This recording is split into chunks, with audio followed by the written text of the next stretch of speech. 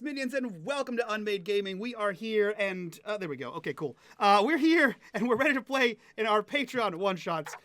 These Patreon one-shots are, in fact, a reschedule of our last month's Patreon one-shots because my kid got super sick, and that's the joys of parenthood.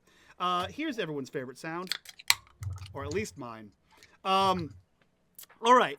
That's you know, we're off schedule, we're on schedule, we're down a player, we're up several players. It's a whole time. As always, if you like what we do here and you want to support the channel, the best way to do it is just like these fine folks that you see here before you by joining us over on our Patreon. The Patreon is currently undergoing some changes, but it's still good. Go check it out. Join us at the $5 tier. You can actually get free access to that tier for 7 days. Check out our after shows. Check out some other cool behind-the-scenes exclusives. And while you're down there clicking on that link in the description, make sure you click on that link for the Discord. Join us in the Discord. Be a part of the community. Be a part of the conversation. And as always, in the bottom right-hand corner, you will see the corruption bar. That bar serves two purposes. One is when that bar fills, I don't know, it's Dragonbane, so I probably kill somebody. And two, every single dollar that goes into that bar goes back to this channel for all kinds of things like art and editing and mortgages and aforementioned children's doctor bills. Fun stuff. Just the fun things in life. That being said, this is our first stream of Dragonbane on the channel here. And in this time, with our resident Swede, I get to tell funny stories where I butcher the Swedish language. And Eiquin, I want to let you know that I was listening to a podcast. And the podcast was, as is fairly typical in America, a bunch of white dudes. And they were playing Dragonbane. And at the end of every episode, now I don't know how to pronounce this, but I'm also confident in that I'm never going to actually try. But I do know I don't like where this is going at all. I do know that what they said is 100% wrong. And every time I hear it at the end of their podcast episodes, I die a little inside and then laugh hysterically with what I assume to be your face. To which they say, we're playing Dragonbane, or in Sweden, Drakar Akdemoner. And I'm like, that's 100% wrong. I don't, every syllable in that wrong. And I know that. And I know enough to never call it that. But Drakar Akdemoner is my favorite thing to hear, and I laugh every time. And I know that somewhere a Swede cries. Nope, I'm done. We are here playing Drakar Akdemoner. Stop, please. Just... One cannot simply phonetically pronounce Sweden. Yeah. It's torture for Icon to get out the IKEA catalog and just pronounce everything poorly. Oh yeah. The real test is how someone pronounces Morkborg, obviously. Mm. Listen, the last time we were at PAX, Eiquin did do a pronunciation guide for that, and I told him that I refused to pronounce it that way. There are I've learned how to at least a close approximation to Vassen, but I refuse to call Morkborg anything but Morkborg.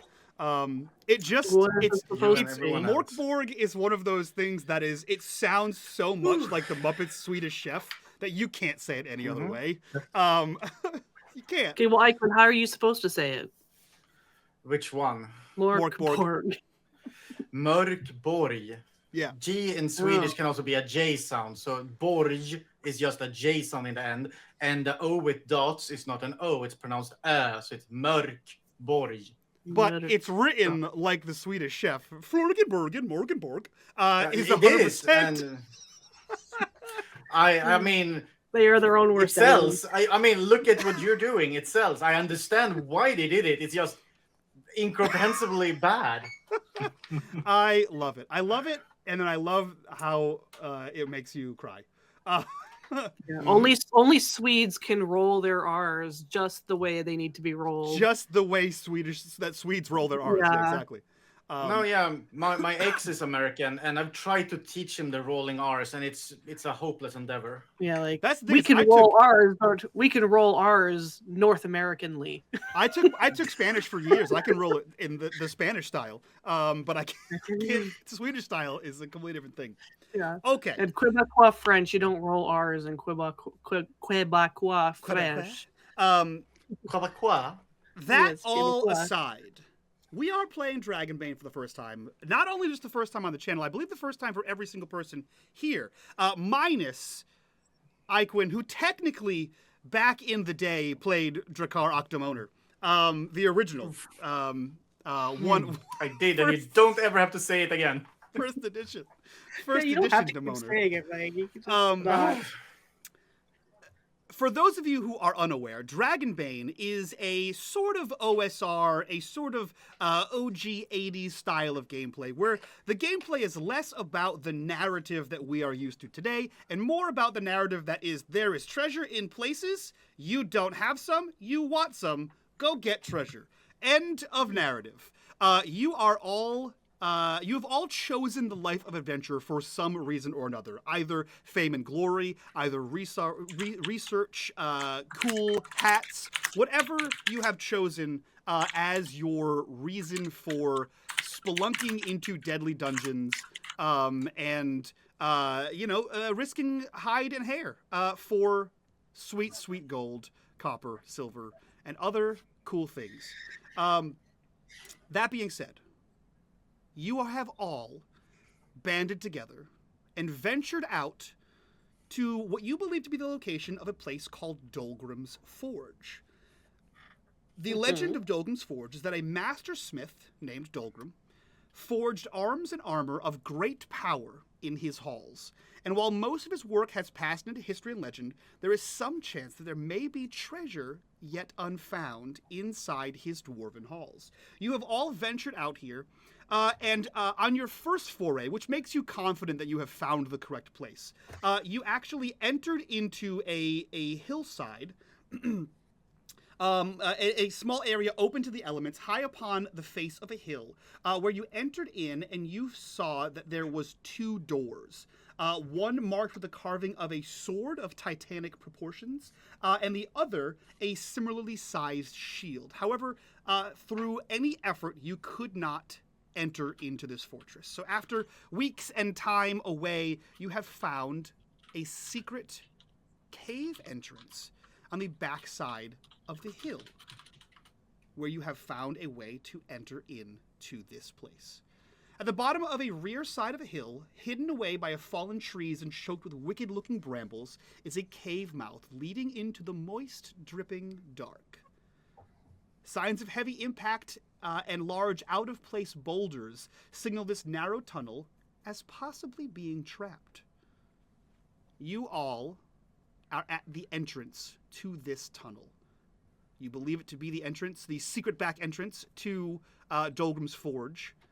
Before we enter, I'd like all of you to introduce your character and describe what they look like as you stand outside the mouth of this cave.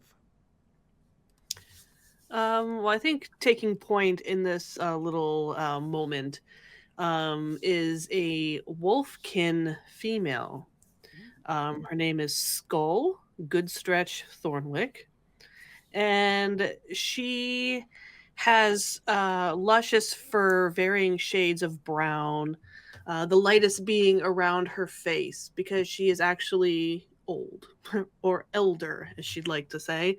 So she's got graying around the muzzle. She is a retired soldier who hires herself out for that. She wears well-worn studded leather and an open-faced helm, and her pointy ears stick out the top. And she carries with her a halberd, and which she would usually be leaning on when she's at rest, but now she's crouched down in front of this cave entrance and she's sniffing the air in the entrance. Okay. Oh my god, the irony. The irony is so good. So we have a wolfkin and 2 mallards which my home game was also a wolfkin and 2 mallards, and my home game, Uh-oh. they all just died to bats. After 13 sessions, they all just get killed by bats. So that's cool. That bodes great for this party. All right, so we have. It took me a minute for good stretch to sink into my brain, and I'm mad at you. So we were supposed to have a dwarf too, but Trevor's can't. Yeah, Galdrock the Clanless. Yeah. Okay, so Skull, we have you sniffing around the edge. We still have Professor, the Professor, and we have Quincy. So who would like to describe their character next? Professor, if you would like. You muted. I got you. You're good. I shouldn't be. I That muted working? you for typing. All right. Yeah. Well, age before beauty. He's a very short, blue-billed old mallard. He is wearing the tweed robes of an academic, and he is smoking heavily on an ornate carved pipe. He's smoking some sort of disgusting pond weed, which is popular we assume with mallards or antisocial people that just don't like people in their space. And he's reading from a dwarven tome and being like, yes, I believe these markings they translated as tradesman's entrance. As he leans almost bent double, so he's maybe bent double 3 foot in height on a large ornate sort of carved piece of wood that he uses as a cane. I love that. It's just an entrance that says "to help" along the back. Yep. All right, and last but not least, Quincy.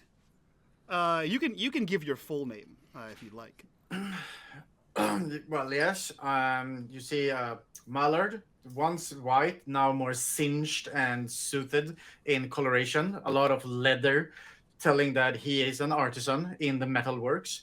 And such, he has a really nice and profound name that has been really built up and be really good. It's Quincy Ulysses Archibald Cedric Carrington III. But for some reason, people just call him Quacky.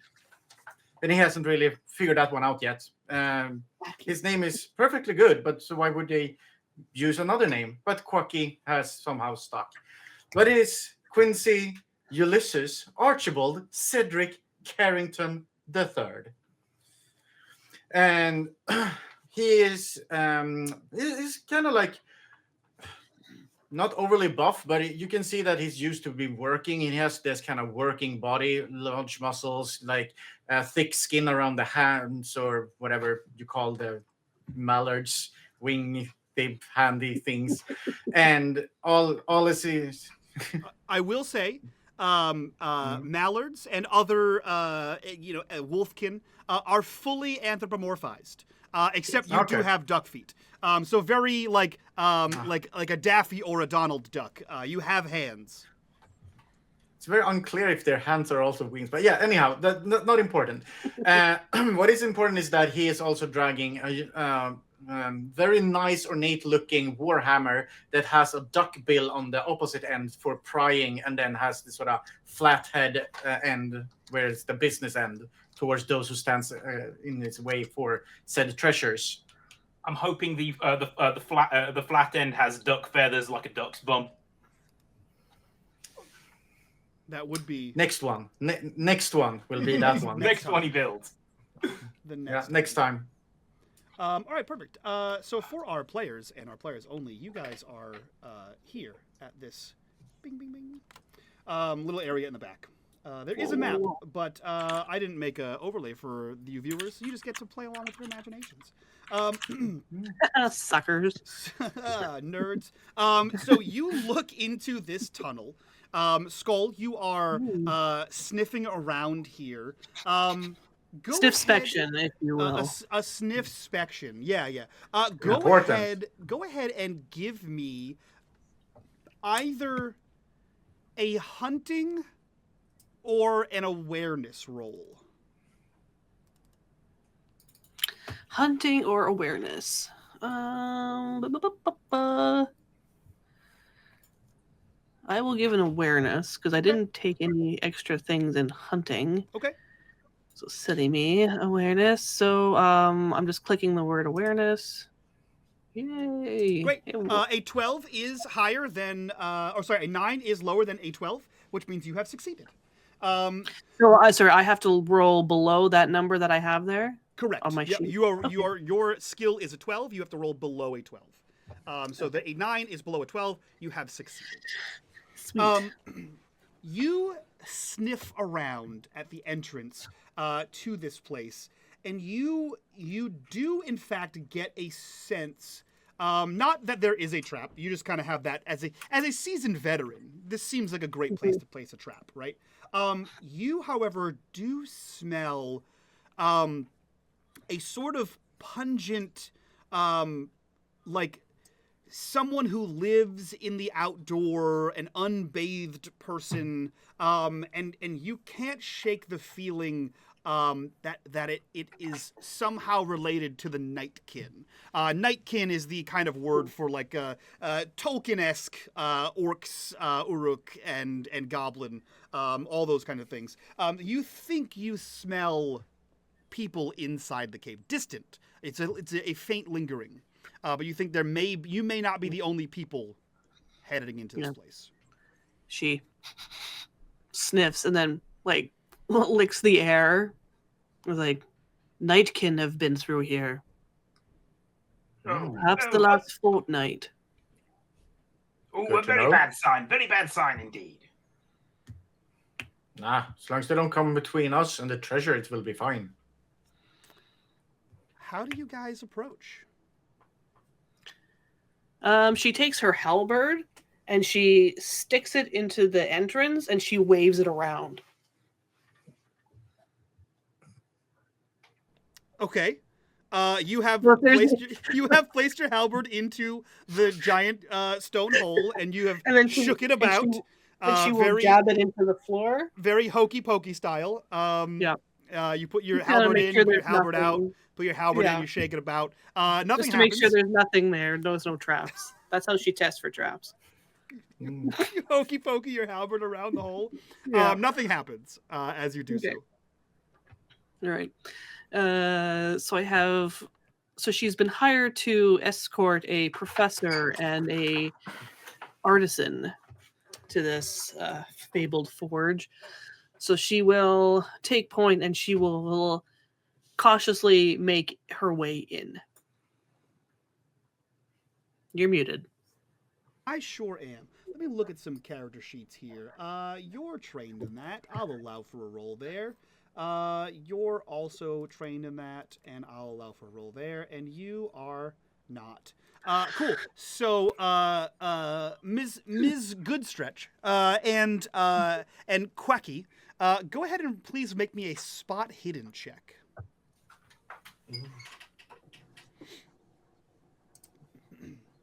Oh, I failed. Jesus, your name is so long, I can't actually see your skill. Jesus We're winning already. Oh my God. Already winning. Quinn, I swear to God. All right, your skill in spot hidden. Hey, you're not getting any of the Swedish today, so I pulled back on all the Swedish. I had to do something else instead. I hate it here. Your skill is a 10. You rolled a 10. 10 is not less than 10. And therefore, you failed. So everyone failed, which is just how I like my Dragonbane. Skull, you begin to approach into this tunnel. It quickly goes from like an outside, like exterior where there's like a little bit of wetness and moisture from like rains, and it dries as you make your way through. And as it dries, you begin to kind of adjust your eyes to the darkness. You have your halberd at the ready, and you begin stalking down this corridor. And that's when you feel something strange as you step down with one of your feet. You step down, and you don't feel the typical crunch of stone at first, you feel kind of like a tight line across your foot. And as you place that weight down, you see the dust sort of twang off of this, and you realize that you have stepped upon a tripwire. You see the dust sort of twing off the two sides, and you see that sort of V-shape tailoring right down to your little wolfish toesies. I need you to go ahead and make me an evade check, and whoever was directly behind Skull can also make me an evade check. Were you heading up Woohoo! to the rear, Professor, or were you in the middle? Back. Is that a crit? That is The a crit. back, so I A guess- 1 is a crit. A 1 Then I guess- in Dragonbane is called a dragon. I did read that. I do Yeah. the evade as being the one over there. So, Mike, whatever I rolled. Fucking hell.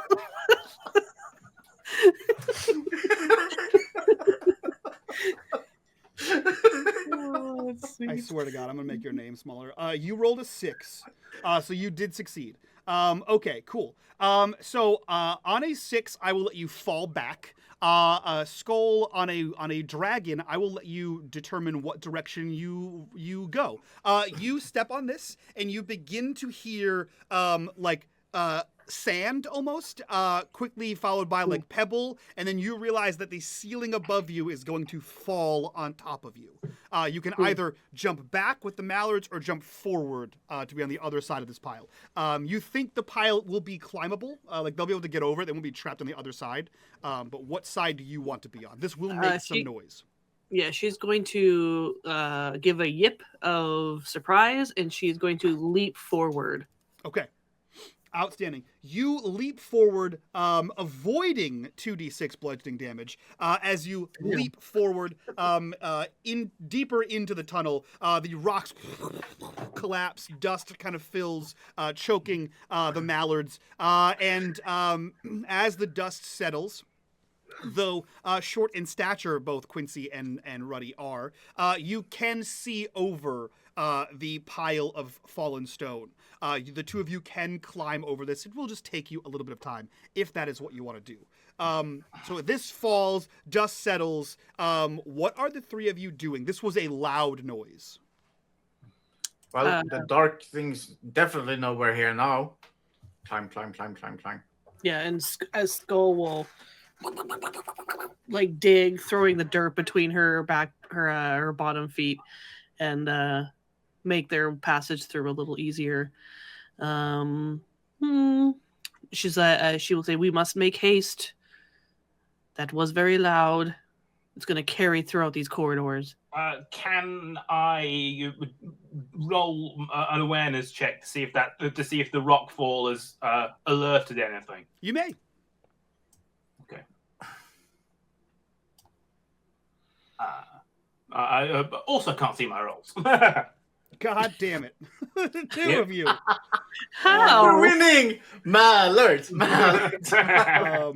If you remove, I think if I just renaming the remove, campaign DuckTales. if I remove Profo from yours, I think it should fix that. which for is you. weird because my name is also really long, but it fits perfectly. It's just fucking, it's right there, G. Yeah. Outstanding. You rolled an 8. An 8 is less than a 12. So you succeed. You succeed. You listen quietly as listen very closely as quietly as you can. And you hear the sound of something like sand being poured, like a quick like a dash of sand, like that, like sounded like falling. And then you hear scraping of stone in the distance, just sort of like echoes off the cave wall, as if something has done something in preparation of that sound. Your best guess, you're an educated mallard, a professor, if you will. Your best guess is to expect some kind of an ambush. Get the cover, Quack! Get the cover. There's a ambush. He'll sort of hiss through his bill. Try to get behind Skull. Yeah, and she Warhammer would, ready. and she would say, "Move forward out of this bottleneck," and she will move them forward into that main cavern. Okay, Outstanding. Cool. You make your way through the tunnel and out into the main cavern. Skull, with your heightened senses, you can smell that there was a fire here that has quickly been put out. A very small fire, not enough to carry probably through the dense vegetation, but you do know that there was a small fire here. And as you kind of move quietly through this area, you think it was on the other side of a large stalagmite that is taking up the central area of this main cavern. What are you doing? You know that there's something here. How are you approaching? From here, I assume there is no dark vision for playable kin. So one of you must have some sort of torch. Yeah, I have a torch. Okay, so you have a torch. You can see that further into this, on the western side of this cavern, there is a sort of inlet, like a little hallway, and on the southern side of this cavern, you can see there is another like a cavern hallway. That's the only exits from this area you can see. And you said the fireplace or the fire was on like the south end of the stalactite thing? Yep, correct. Okay.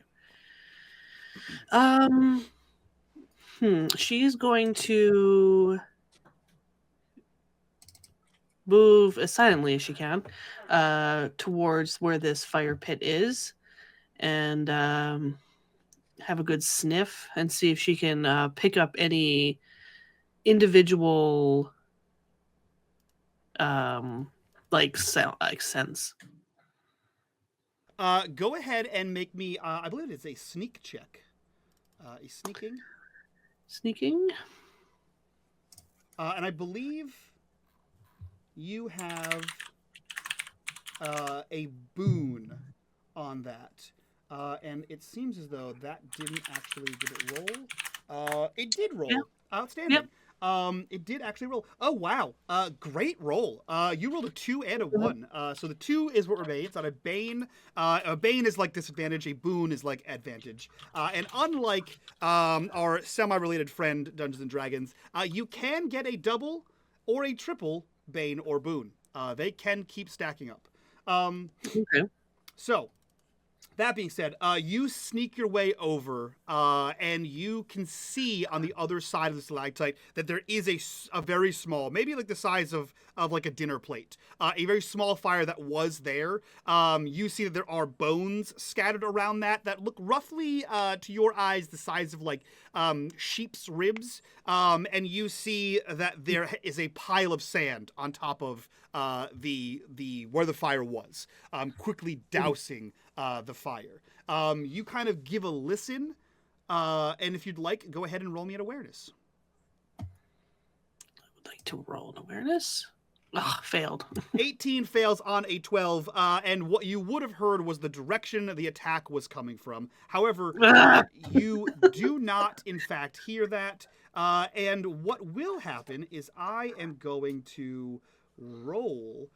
These are so in Dragonbane there are monsters and there are NPCs. Monsters will always hit you. NPCs have to roll just like you do. The goblin about to shoot you is an NPC. The way combat works on this game is you have one action and a movement. Your action can be when not on your turn. As a reaction, you can evade or dodge. But then on your turn, you don't get an action. So you have one action for the whole round, and you can move one time. So there is an arrow about to be flying towards you. I am going to roll this, and then we'll ask if you would like to evade. It misses. So no need. I think you're supposed to evade before you get the final results, but I don't like that rule. So with a one action economy, that's pretty deadly. So an arrow whistles by you, and let me see here. Flinches. You see one arrow whistles by you, a second arrow whistles by you, and a third arrow whistles by you. All three of them are coming from the alcove to the west. Mm. Mm-hmm. Mm-hmm. Now we can roll some initiative, everybody. So initiative in this game actually works on cards, and since I didn't pay for this game on Roll20, we don't actually have cards. So what we're going to do is everyone can roll a d10 one at a time. If you roll the same number someone else has, roll it again. So we'll start with G, since you're right in there. Just roll me a d10. They need to stop making this card thing a thing. It's all of the Free League games. It's a card. Yeah, I'm like, stop trying to make this a thing. 1. Okay, great. Is that good or bad? 1 is good. 1 is first. Okay. It's 1 through 10. 10 is last. I will say on your turn, if you'd like, you can switch with anyone in the initiative order that falls after you, including monsters. Okay. No, I think they have to be willing. I think they have to be willing to switch with you. So Skull gets a 1. Let's have Profo. You go next. A 4, perfect. 1, Professor got a 4, and I can go ahead and roll the next one. Quacky, you can go ahead and roll the next one. Roll again. A 4. A 1. You'll get there. I was just gonna. A 10. Perfect. All right, and then I will roll some as well. Initiative.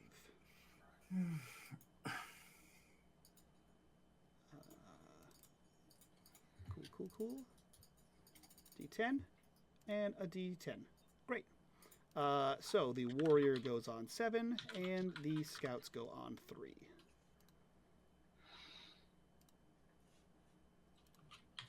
Okay. Skull, you are first to act. 3 arrows just flew out at you. And they're coming from that west side corridor? Correct. Yeah. And so how far away is it? Like, how can I move there and attack? The fun thing about Dragonbane is I'm now the odd one out. They're about 12 meters away. Okay. Which is a completely arbitrary number in my head because I have no real concept of meters. I know it's like 2 and change feet. So.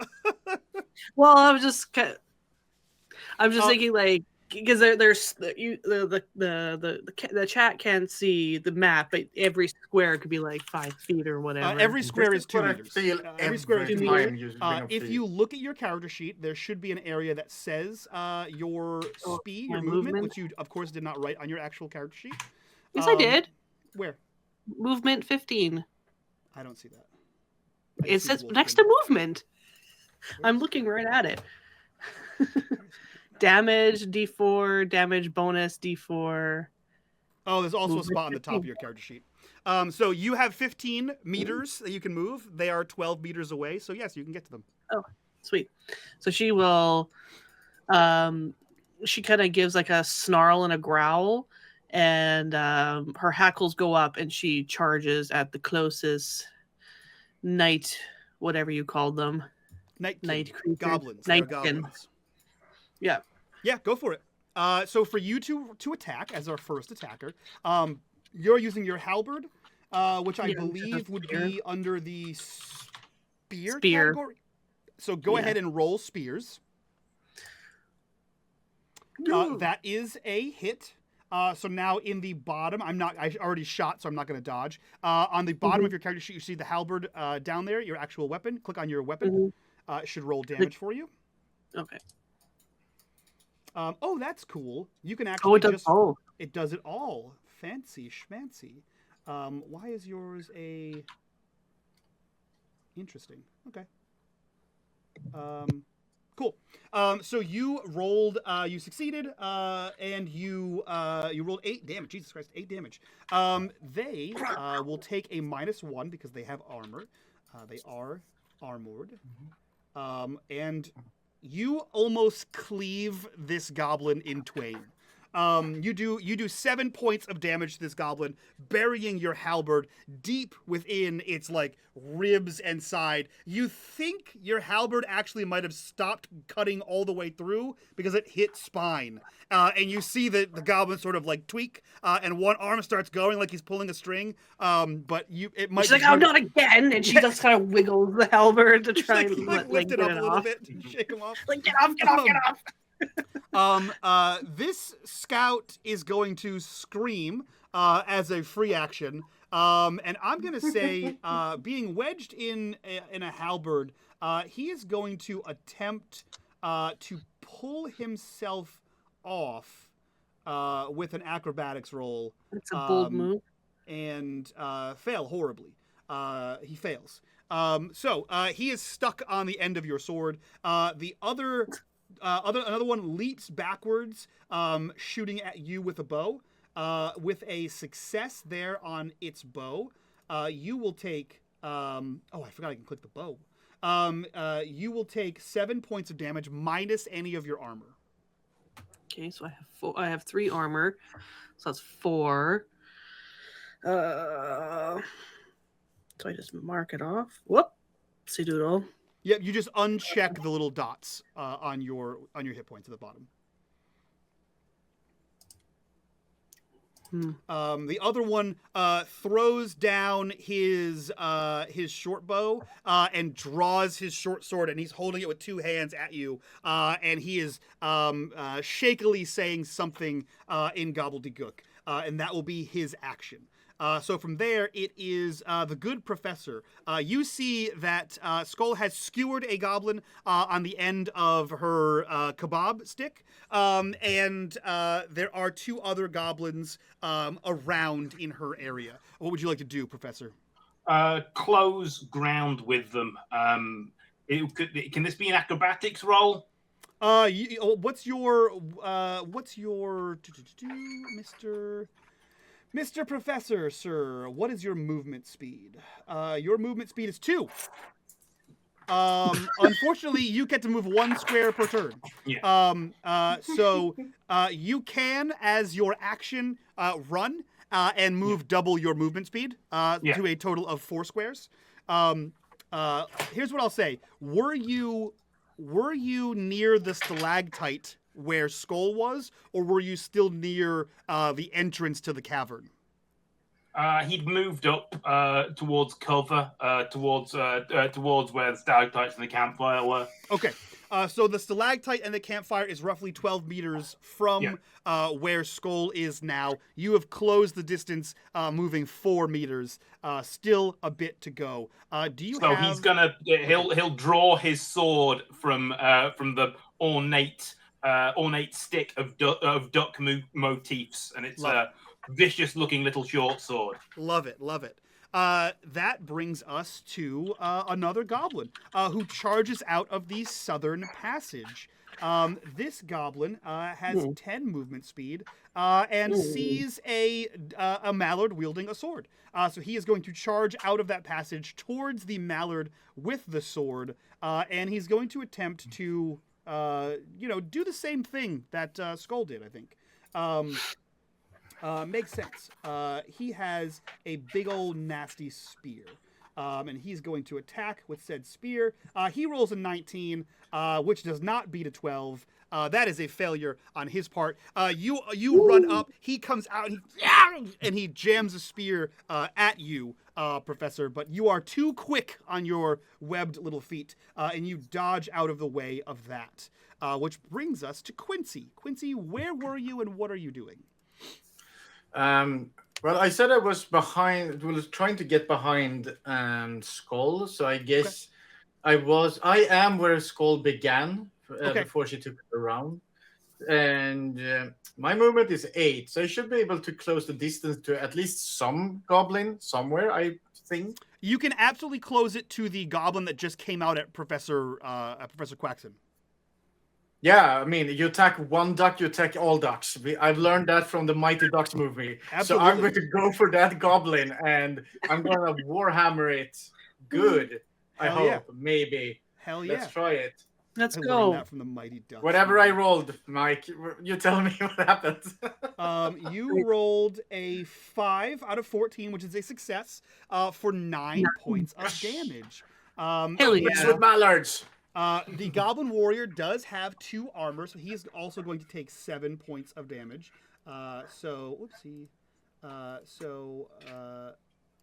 He has that many life left. You run out of the corner, shouting some Mighty Duck slogan as you wallop with your hammer. No, the only way to do it is quacking. Quack, quack, quack. Correct. Quack. Right. Sweden And just hear, found Mighty Ducks. all we hear is the flap of the duck feet on the stone. The slap.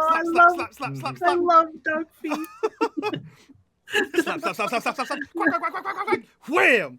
As you Now we clog know this guy with one the what hammer. fetish Skull is into, and 2 why she took this job. God. Yeah.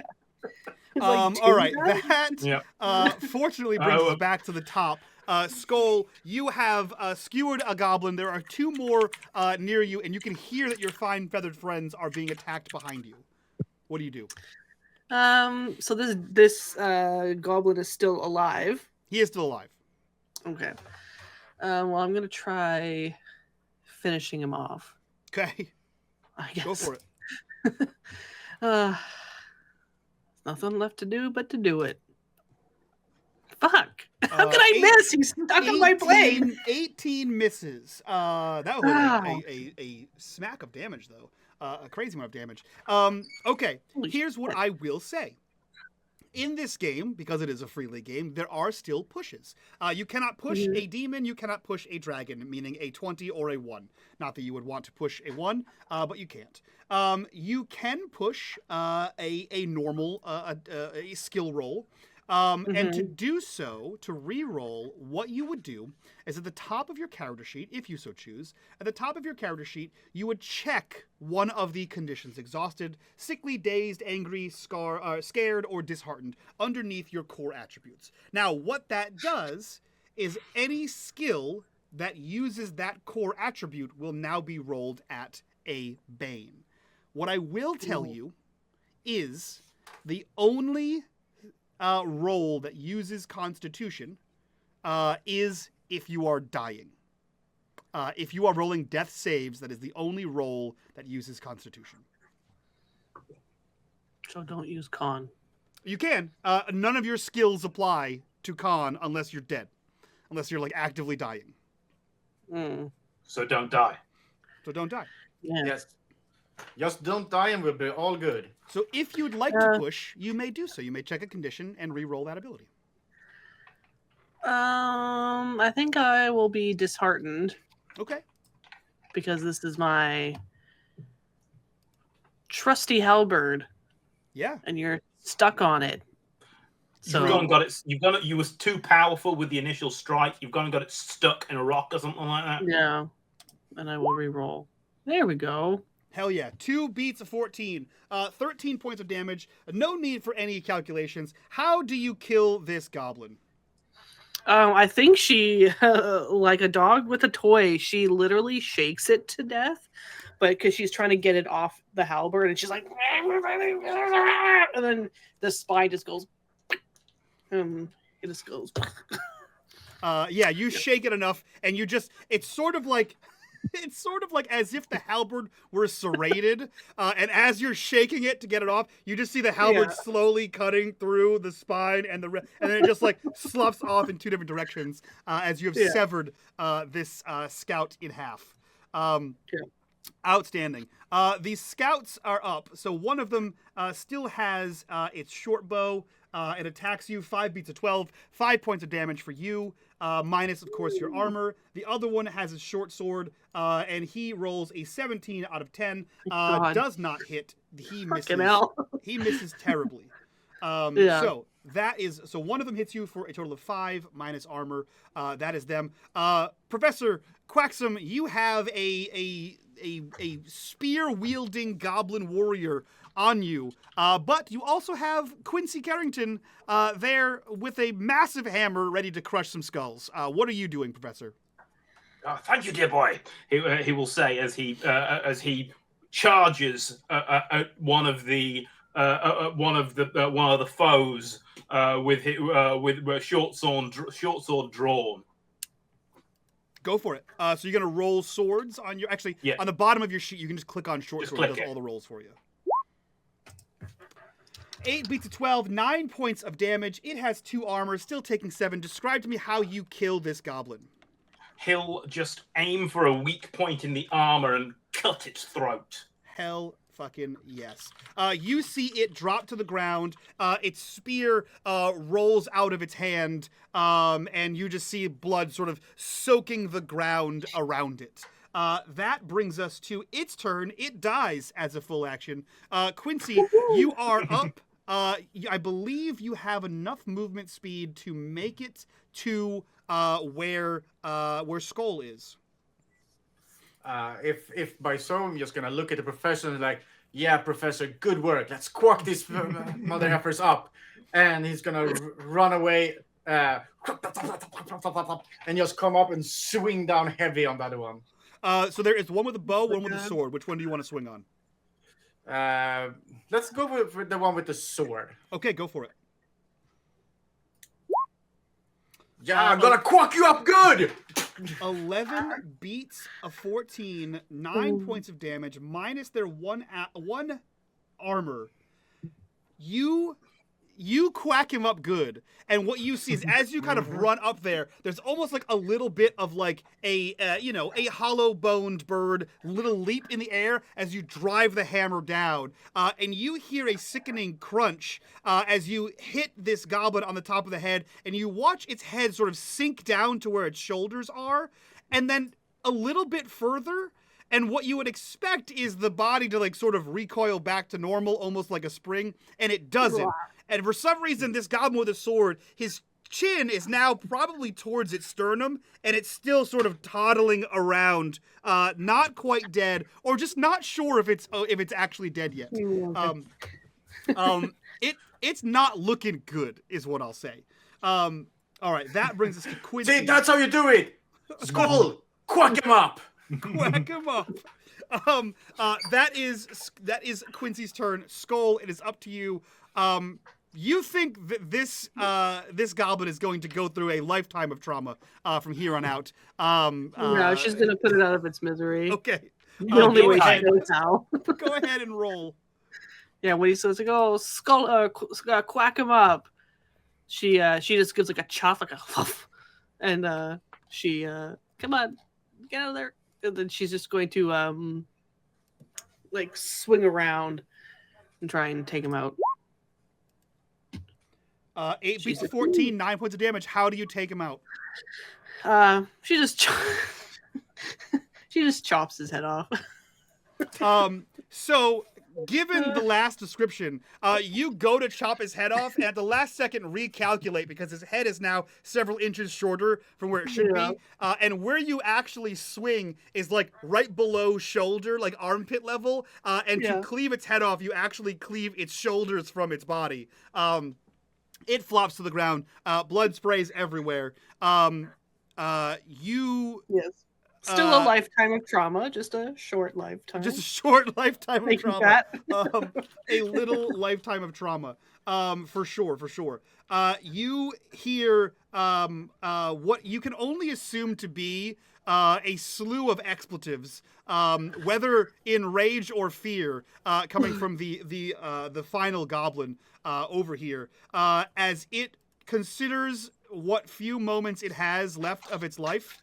And you see it look at the corridor that you're in, that you and Quincy are in, realize that it could not possibly squeeze by, and instead tries to shoot at Quincy. So Scout is going to shoot at Quincy. A 3 beats a 12, 4 points of damage for Quincy, minus, of course, any armor that you have, as a goblin black arrow sort of into your shoulder meets, your little wing there. That ends the goblin's turn. Professor Quaxum, you are still 8 meters away. However, was it 3 damage? 3 damage because of you have 1 armor. 3 damage. Okay. Yep. you are still 8 meters away, Professor. However, you look down and you realize something about the quality of that spear is not befitting of a goblin. This does not seem to be a hacked together wooden. This seems to be a fully crafted, like a decent spear that it dropped.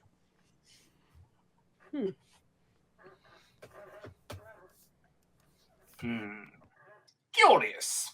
He'll say he'll think to himself, and he'll try and make up ground towards the final remaining goblin, because he knows if he chucks that spear, it's going to be like you're throwing darts down the pub, and it ends up in the skirting board.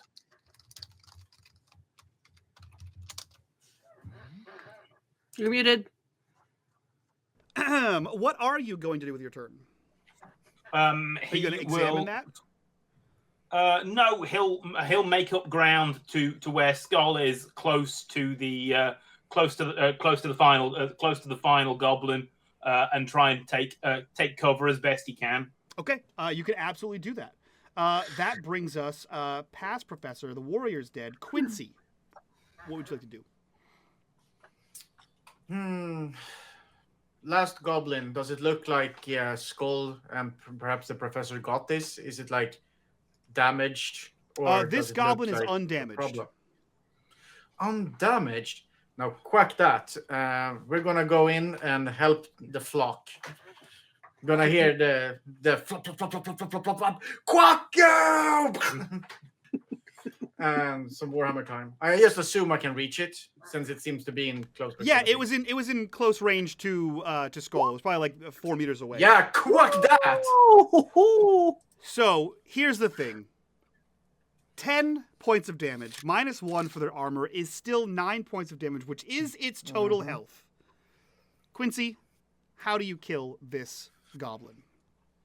You can see Quincy just turning around, looking like all wide-eyed, having kind of like a smirk on his face, enjoying this, running. You can hear the flop, flop, flop, flop, flop, flop, go out, sort of half glides a bit, and just comes down with a hammer and makes another one of those chest-chinned goblins. Chest-chin goblins. Golly. The last thing that goblin ever heard was "Quack you!" and it was just darkness and chest chin. Yeah, that goblin shit out some spine and Darkness it died. and chin.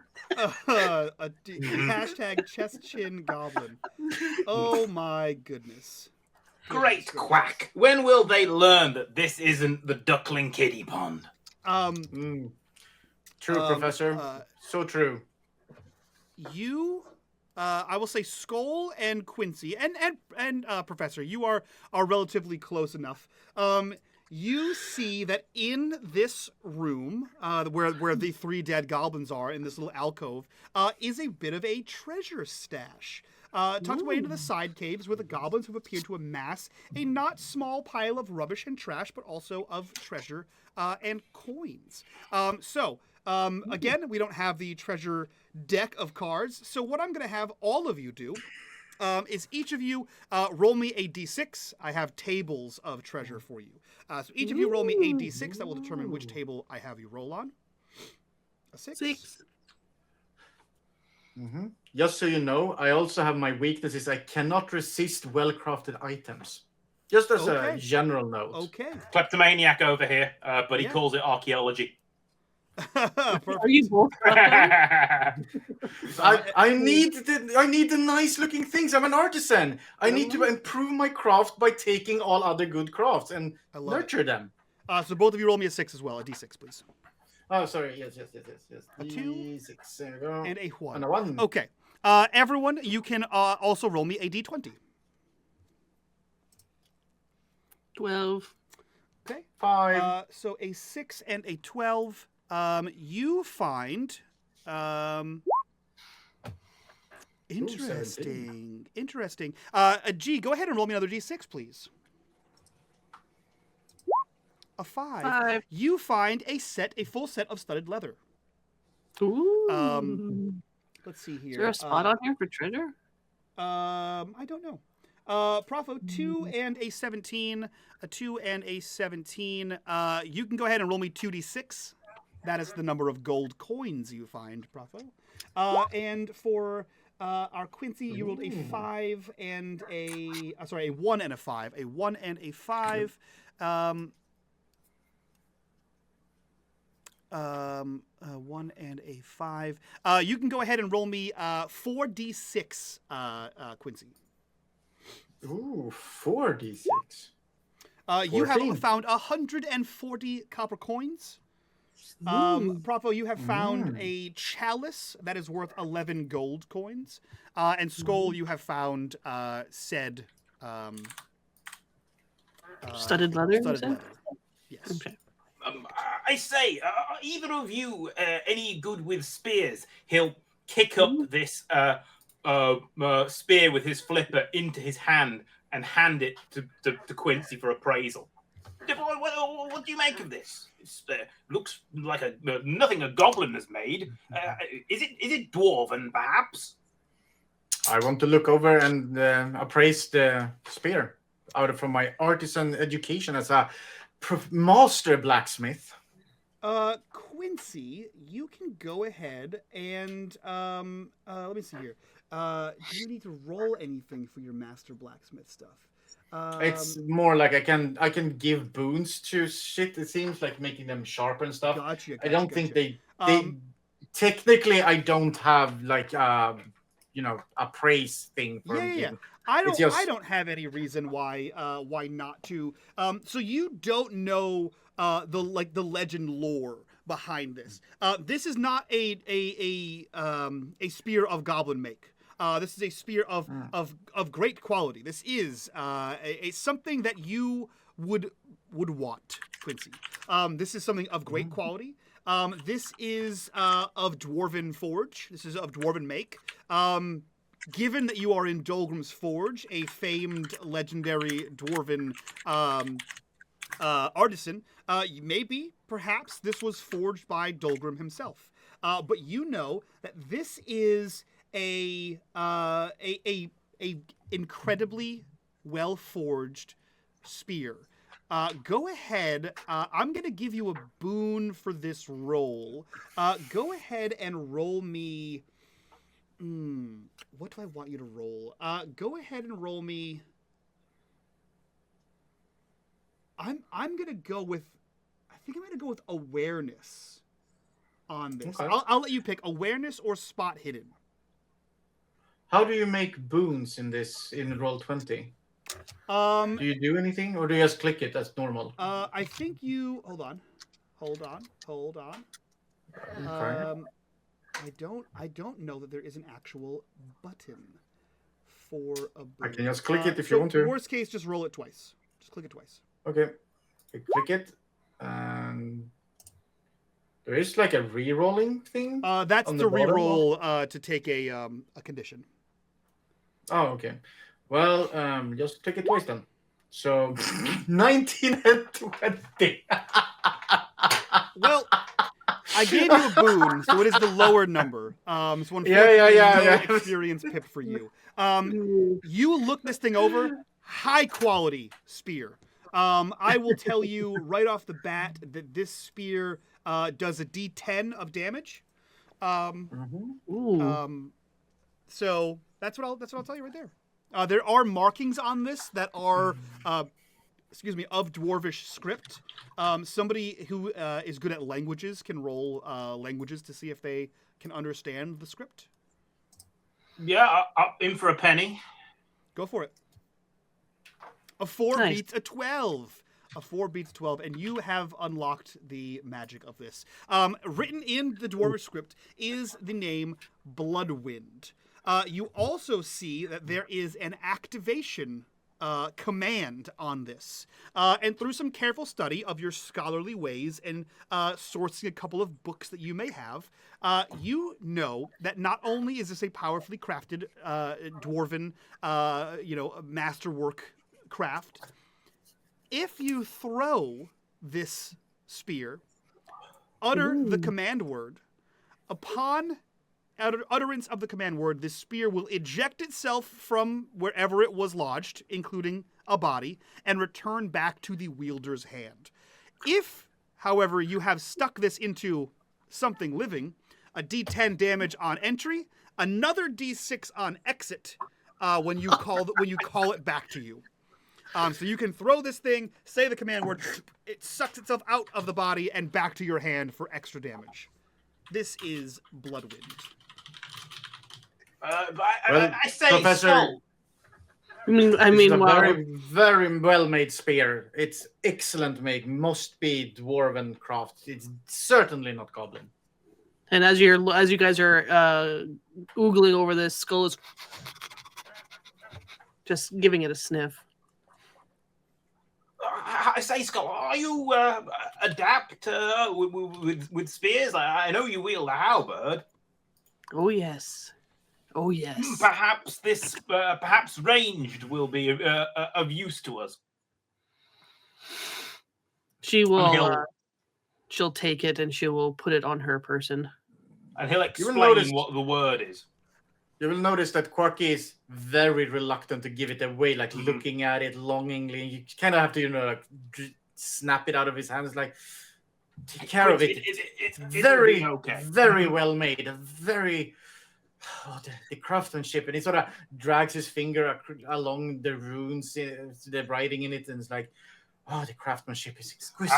But a legendary weapon needs a legendary warrior to wield it. It is like a cart without a horse, or a mallard without a pond.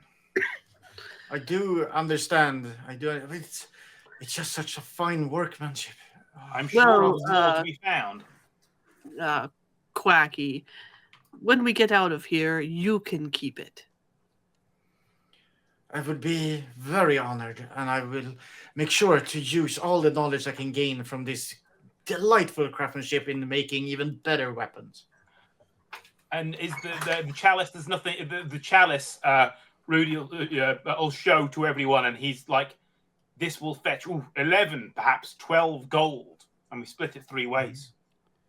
I want to look at the chalice as well. Is it well made? Is it a good chalice? I mean, it's definitely like a chalice that has like golden inlays. There's small, like fractals of gem work in there. It's definitely a chalice fit for like a lord. Master craftsmanship?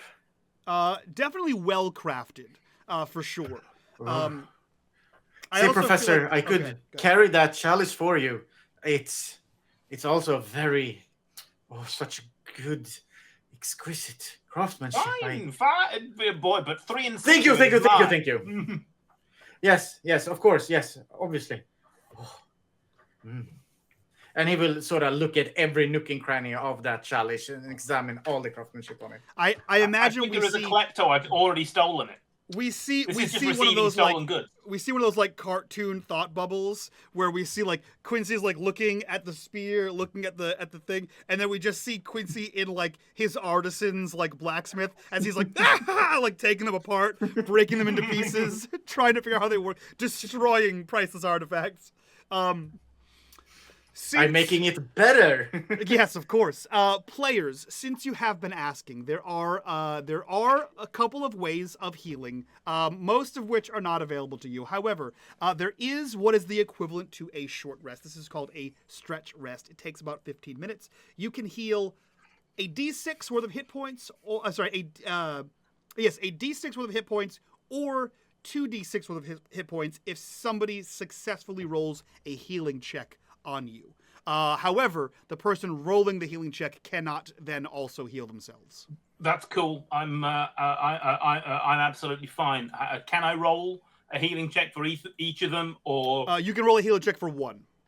Okay, so Skull's taking the most. I'm pretty fine. I mean, barely a grace. Tis but a scratch. Yeah, And go ahead and roll, Professor. Go ahead and roll Flesh healing. No. 18 fails. Quincy, if you'd like to roll healing, unless you want to roll it to heal yourself. I would like to roll to probably heal myself. Okay, If they so are already a D6 healing for Skull and for Quincy. So roll a d6, and that is the amount you can heal on your character. Well, exactly as much as I needed. There we go. 4. Nice, that's helpful. Ah, damn it. I don't like this. What did I You don't have? like the dot method? Yeah, well, because I click on it and then it all goes away. So how many points did I have? I don't know. 7 or 6. I can't remember. I don't know. Wait, You can just type it in, too. I know, but what's the point of the dots? But no, but I can't remember what I had beforehand to subtract 4 from. I can't remember if I had 7 or 6 total of hit points of damage taken. Sorry. Let's scroll back. We can find out. We can do this math. Miss. I took 2 hits. You took 2 hits. You took a bow attack for 7 points of damage minus armor. So that's 4. And you took a 5 points of damage minus armor. 4, 5, 6. Okay. So minus 4 is 2. Okay. Plus your. And I took 1 hit. I took 3 damage, and I healed 3 damage. Huzzah! Everything is in balance. Yeah. Perfect balance, just as everything in the universe should be when I'm done with it. Speaking of armor, how big is the armor? Is it like stealing a jumpsuit from a 6'5" guy and you fit it when you're 5'3"? Oh yeah, can the studded leather go onto the professor? Yeah, the studded leather can go on you. It provides you with 2 points of armor, and it gives you a bane to sneaking. So, just a question mechanically: does the computer or does this Roll20 take that into effect? Because I rolled sneaking. Yep. Okay. If you hover over the number on your sneaking, it will say 2 numbers, one and another, and one's grayed out. So it drops the lower number.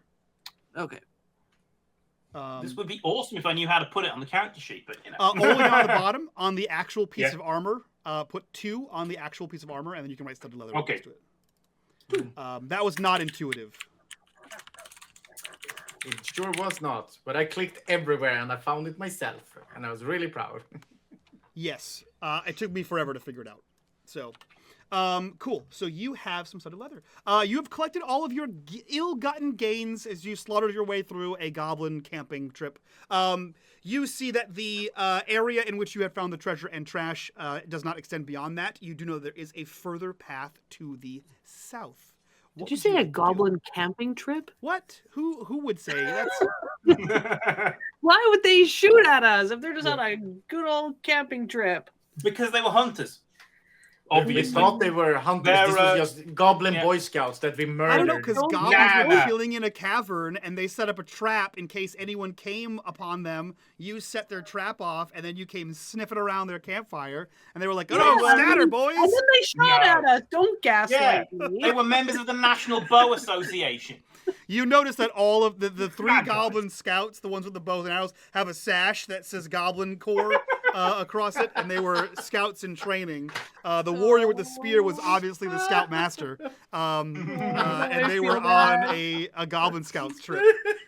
I was hoping one of them, because one of them looked a little nervous. I was like, shit, I don't have any languages.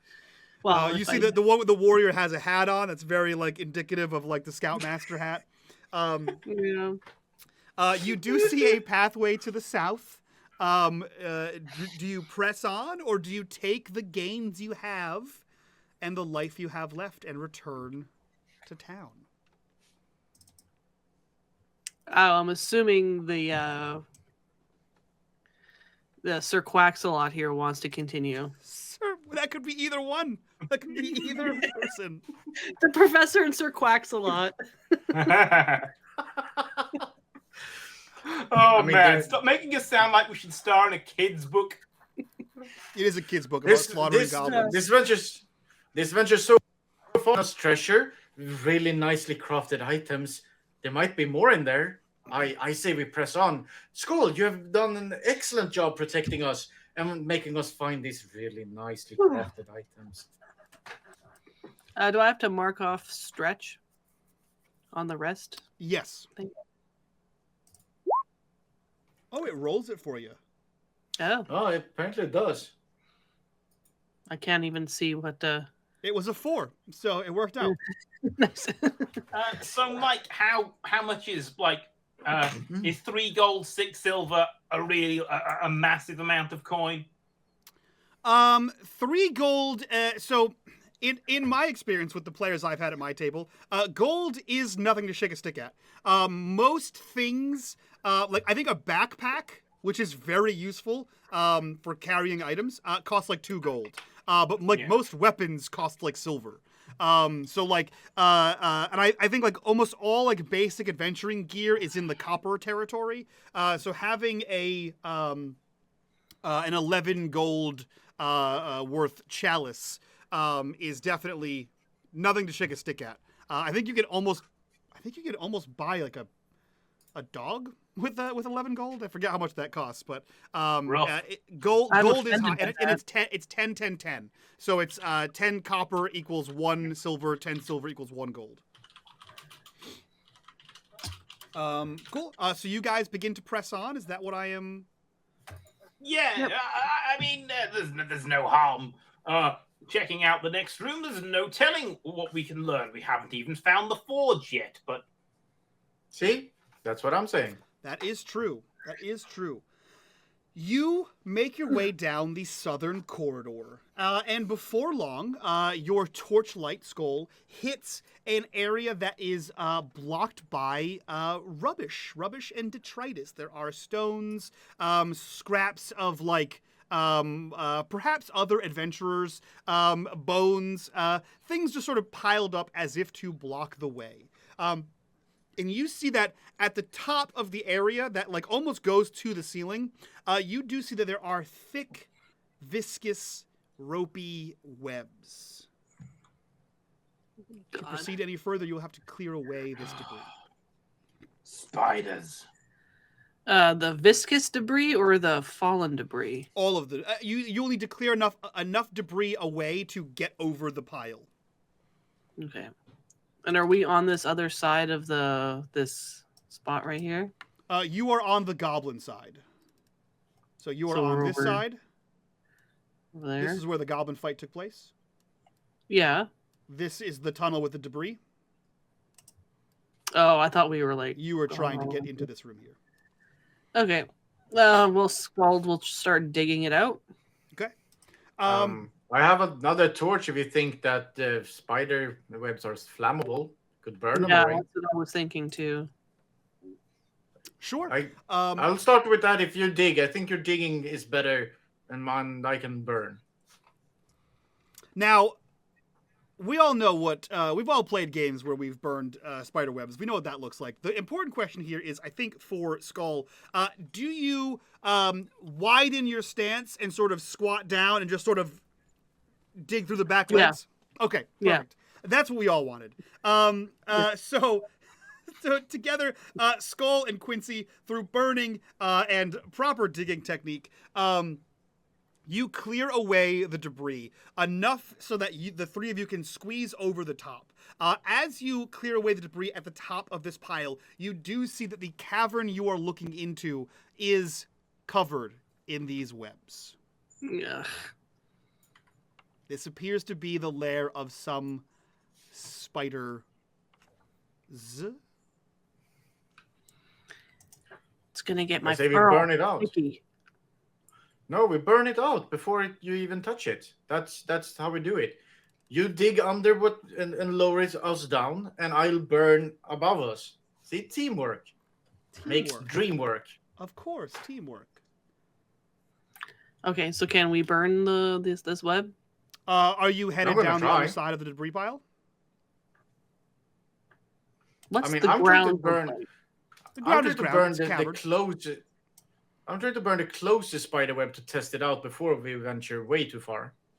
Yeah, It is there burns. Like you've anything- burned some before. It doesn't like catch like it's like a woolen blanket. You sort of like just put your torch to it, and it will start to burn away, almost like cotton candy, like water on cotton candy, right? So you'd have to like go and burn a lot of it. It's not just catching like a. Okay. Can I double the sort of effectiveness of this by crafting my own torch in the pile of detritus that we've got? The professor smokes, so I assume he has flint and steel or tinder of some description. Yeah, you could take the So we time can that get a they're light. digging and torching to like craft your own torch for sure. So there's 2 torches going. Technically, I think there's 3 torches going. Skull had one previously. Quincy lit one. The professor just made one. So there are at least 3 torches. Are you going over the pile into the cavern? Yeah. Okay. Yeah. We'll just sort of work systematically. You begin lighting different spots of this. And I'll take a quick awareness from everybody. Of course. A little group awareness for fun, just for funsies. Kind of regretting that. I think I am the most aware. I think I have hacked the planet. Outstanding. Professor, you can go ahead and mark an XP in the awareness category. Professor and Quack, Quincy, you see that there is you as you are burning things, you see almost like the strumming of a stringed instrument. You begin to see tendrils of the web begin to pluck and move. Professor, you know exactly what that is. Spiders or a spider are moving through their web. So I will say Professor, I will let you roll initiative right now. So go ahead and roll me a D10.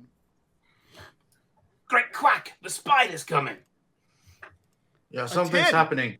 Perfect. I will give you, because you rolled a 1 previously, I will give you a boon on initiative. So you can go ahead and roll that a second time. You can take whichever one you'd like. Yeah, I'll take the 7. Okay. So we have the professor at a 7. And then here's the thing. So as I had said previously, there are monsters and there are NPCs. What you see descending from the ceiling through these webs is what can only be described as a monster. You see a giant spider, dripping mandibles clicking as it is descending its way down its webs. And as such, monsters have a thing called ferocity. Ferocity, the number in their ferocity, means how many times they act in initiative order. This giant spider has ferocity 2. It will be acting on turn order 4 and 9. And they auto hit? And they auto hit.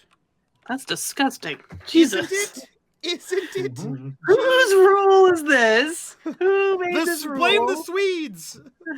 Fucking Morkborg. The spider made the rules. The Swedes know how to do a good spider.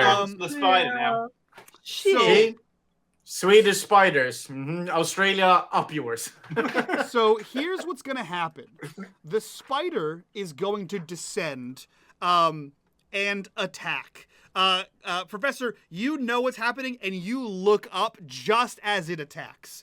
And what it is going to do is it is going to attack... I think it's going to attack Quincy, who seems to be the most prone to fire right now. So Quincy, it descends, and you see its serrated mandibles clip, switch back and forth, and grab onto you. And you will take 2d8 points of damage. And we'll see what happens after that. You take 9 points of damage. It already rolled the damage. Oh, it did. Oh, it rolled 9 anyway. Look at that. Great. Yeah. Yep, so it rolled 9 anyway, so it's Perfect. fine. So you take 9 points of damage, minus, of course, any armor that you have. And then Skull and Quincy, you may go ahead and roll initiative. 4, 7, and 9 are out of bounds, so go ahead and re-roll if you hit those numbers. 5. Oh, yeah. D10, there we go. 6. 6. Hell yeah. Okay. Okay. You can see that where the pincers goes in, a lot of blood just shoots out. I look close to death's door. Jesus yeah. Christ. Hell yeah. What's the strength rating on Bloodwind? Do you have that information? I don't think that matters. I think you can still put it in there. Okay.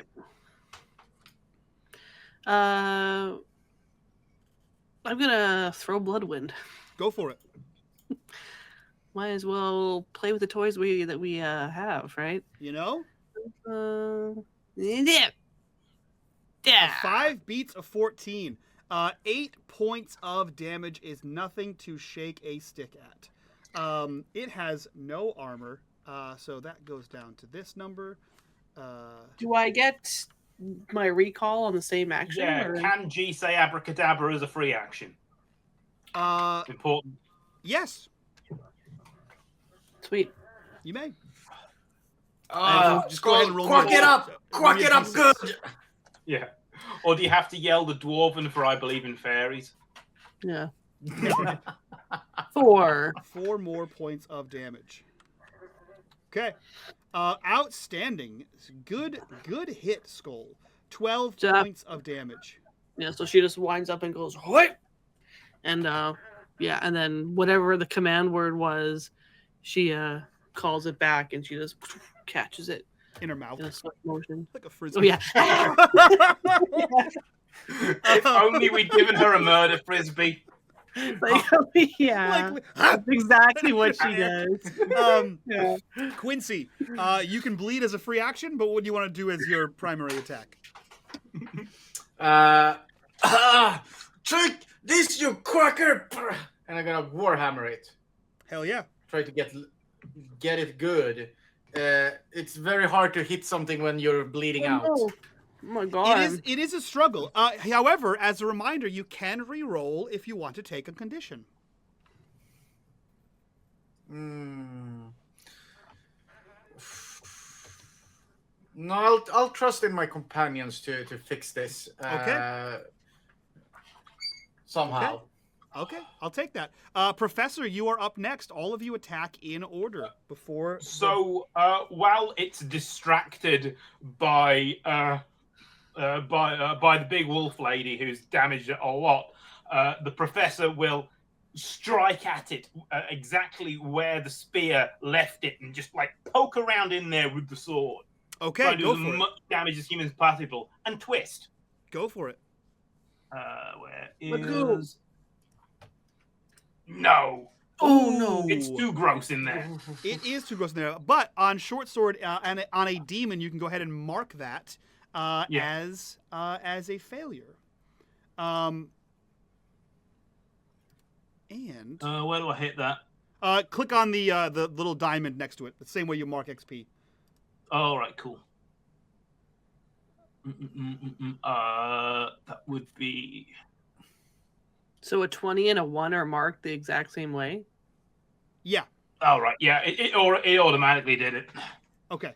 So Oh. the way that works, G, mechanically, Yeah. we can discuss later at the end, but the way it works is at the end of the session, you'll ask a number of questions. You don't actually gain XP in the same way that you would do in like Tales from the Loop or a Coriolis. So you'll ask a number of questions, and when you answer yes to those questions, you get to mark things that are not already marked. And then at the end, you roll all of the marked things, and if you roll higher than the marked thing, you increase the marked thing by 1 and then unmark it. That's how your skills get better over time. Okay. That's like Cthulhu then. Yes. Okay. Same sort of thing. Hold on 1 second. Just trying to find one more way to screw you guys over. This is like this isn't the surprise round. So like we went and now it's going to take its second turn. Correct. Okay. Where is the rules for demons in melee? If you roll a demon when attacking in melee combat, you miss your target and cannot push the roll. You might also suffer an additional mishap. Go ahead and roll me a d6, Professor. 5. A 5.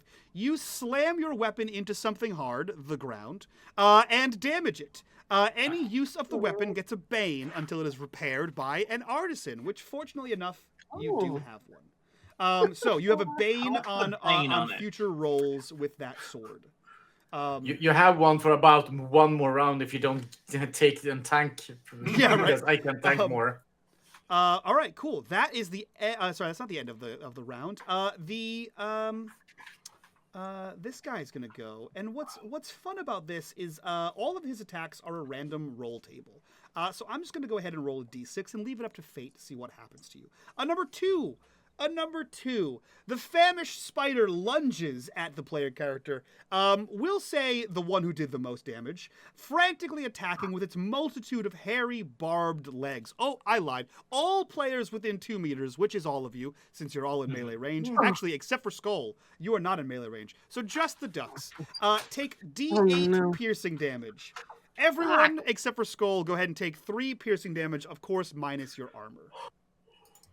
I'm at I'll get you, you Swede. Playing my dangerous game, will you? Oh my god. And as luck would have it, the giant spider goes first and last. So I'm going to go ahead and roll again. A 1. It is going to lunge towards Skull with its mandibles out. 6 points of damage as it bites you with its mandibles, keeping you in range of it. No longer able to throw your spear. As it clamps down. 6 damage, of course, minus the armor that you have. That is its turn. Skull, you are up.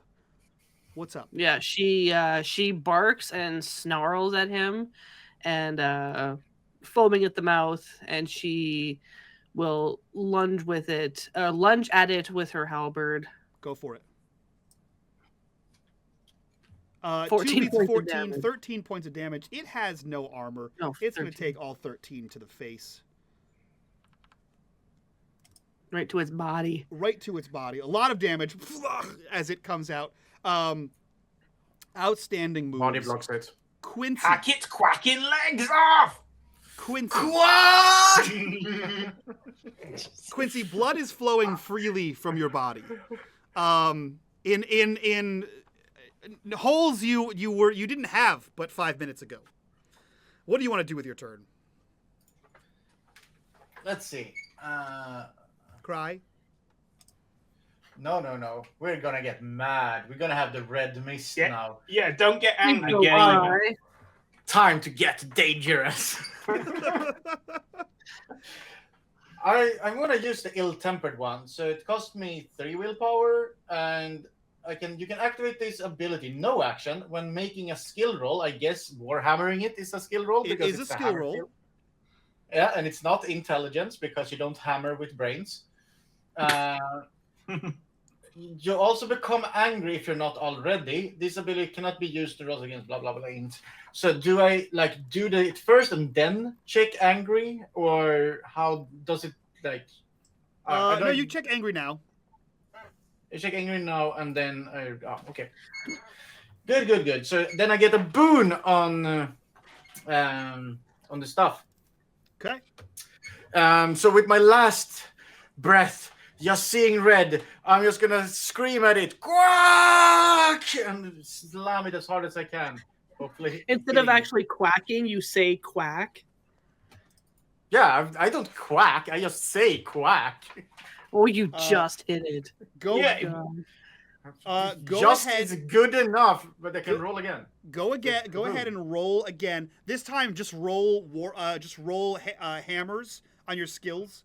We'll keep the same damage. Okay. Right. There we go. Hammers. A 12 It's a is better 12, than so- a 13. A 12 still hits for 12 points of damage. Wow. And with all the sincerity in the world, Iquin, how do you want to kill this giant spider? As it's lunges over to Skull, Skull can see from behind the spider, ball of feathers and blood just comes screaming quack, and sort of doesn't even see what it is doing. He just slams this warhammer down, hits whatever, and sort of by just sheer will of force, drives it through the spider's main body, like. Hell, And Skull gets a fucking spray. Yes. Hell yes. Green and black viscous ichor splats out of this thing as if the hammer has taken on the shape of a giant boot and squished this giant spider. You see its legs sort of click and flap as it like finally stops and just goes limp as the ichor oozes out of its broken form, leaving you in this web-covered cavern. You see to the southeast, the southwest, you see that there is a web-choked tunnel that leads further to the southwest. You can see through as you've burned away some of the webbing. You can see that the stone cavern eventually leads to actually rough-hewn stonework, an actual floor, and you can see what resembles a door at the end of this. Now, I will say, Professor, for sake of narrative, and the fact that you don't have a rogue, in your research and part of your findings of leading this crew here, Professor, you have found an ancient dwarven key to a door you have not found yet. You know it did not work in the shield and sword doors, but you do see a door at the end of this tunnel. What do you guys do? Quacker, we'll show you, Quacker. Take this, Quack. All right, Quacky, it's done. These It's quacking done. spiders on this mother quacking cavern. Rudy's gonna see what he can do to stop his friend Quincy's bleeding, and guts falling out, that sort of thing. Feathers where there should be no feathers. Yes, unfortunately, you are allowed one shift rest per. One shift rest per stretch. So no more healing is afforded, Quincy. You will be at 1 hit point until such time as you sleep for 6 hours. Can I try healing him? You may not. He gets one shift rest. One shift rest, and he used it to come into this fight. So until the Which next, was good. The next shift, whichever there are 4 shifts per day, so roughly 6 hours. The next shift, he would be able to take another one, but it has not been 6 hours since you entered this cavern yet. So best. How of long luck, has it been? Quincy? Probably like an hour. Okay. So yeah, you see this web-choked tunnel that ends in a door, a crafted door. What would you like to do? There's a door here, and I have a feeling it's the one I traded that old antiquarian for a key for. But I feel we shouldn't go on. I'm fine. Not looking too good. Just a flesh wound. His feathers are plucked. He's gonna end up in a butcher's shop window at this rate. I have to agree with him, Quacky. You do not look so good. It's no problem. He kind of half faints and falls backwards. And Skull will catch him. Stay on your feet, soldier. Now, you have a key.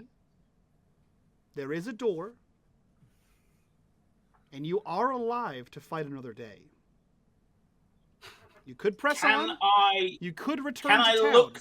Can I peer through the keyhole and try and assess what traps are behind it? You may. Go ahead and roll me a spot hidden. Okay. Where is it? 2 beats 6. A 2 beats a 6. Fortunately for you, you look into the keyhole and you see two things that strike you. The first being you cannot actually see through the other side of the keyhole. That seems strange. And then you see just above the keyhole, there seems to be a small hole. As you study this with your success, you note that if not properly placed, the key, regardless of key or lockpick, will trigger a trap to which a needle will shoot out of that hole and into the lockpick or key wielder, poisoning them. However, you have spotted it and you can disable that mechanism. As you disable the mechanism, you see the keyhole shunt open and you can see straight through to the other side. On the other side, you do see more tunnel, but this tunnel is entirely like flagstone and walls. This is the forge proper on the other side. Or the halls. It's the halls yeah. of the forge proper. The halls of the forge are on the other side. We can go and take our friend to I believe the local hospital. The local hospital deals with ducks is St. Cuthbert's, patron saint of ducks. Well, Cuthbert had ducks. Local saint. And we can come back another day. No one else has this key. What say you, Sparky? I just need nothing to hit me at all, and I will be absolutely fine. Can I use my nice wolfkin hearing to see if I can hear anything on the other side? Yeah, go ahead and roll me an awareness. Or some sniffies? Doing a sniffspection? Give that other door the nasal pat down. Whatever's behind it. Nope. You do not smell anything in here. You do listen closely, and you hear nothing on the other side. It is quiet as a tomb. Possibly yours.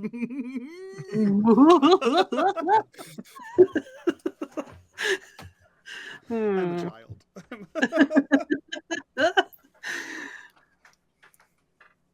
Well, we could push on. Or we can turn it into a part 2. I leave the option to you. There's always possibility to do a part 2. Yeah.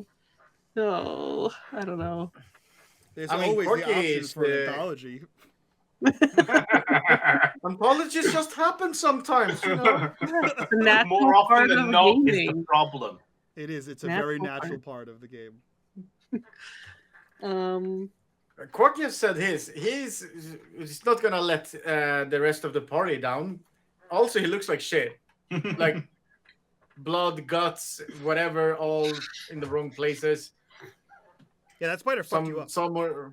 Yeah. Yeah, most of the feathers, especially the tail feathers, especially the Donald Duck, like Daffy Duck, all the tail feathers are just gone. Yeah. Yeah, that spider confused a duck with a fly.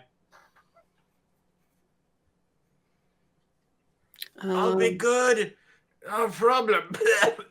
Guys, what's the worst that happens? You die? Yeah. We die and make a one shot. That's the plan. That is Mike's plan. What's That is that? how Mike What's the worst keeps that happens? You it. go out like a G's one shot? No, That's why we you don't have can't anymore. hurt animals. That's my. I'm actually going to thingy. use the corruption bar to resurrect the spider and just fucking. Oh my god. Oh no! It's the spider's 8 vengeful children. Yeah. Yeah. Mike's whole plan to keep us down is to just kill us to end the one shot at a one shot. That's how I'm going to end every one shot from now on. Everyone dies. Everyone Asteroid dies. comes. This is a one shot group. All right. Well, we unlocked the door. Let's at least open it. Okay. You press on through this hidden passageway, and you make your way into. You see wow, words are hard. As you make your way through the door, you see a storeroom that has sealed barrels and crates of provisions that are surprisingly well sealed. You see that That's there in this are room? barrels of munitions. There are barrels of food rations, water rations. And you see that there is a hanging from a peg underneath the shelf. There is a medallion made of a strange sort of metal that depicts a iconography of a hammer and an anvil. Ooh. Okay. Can I examine this? You may. Go ahead and roll me I think it's Myths and Legends. Yep, I can do that.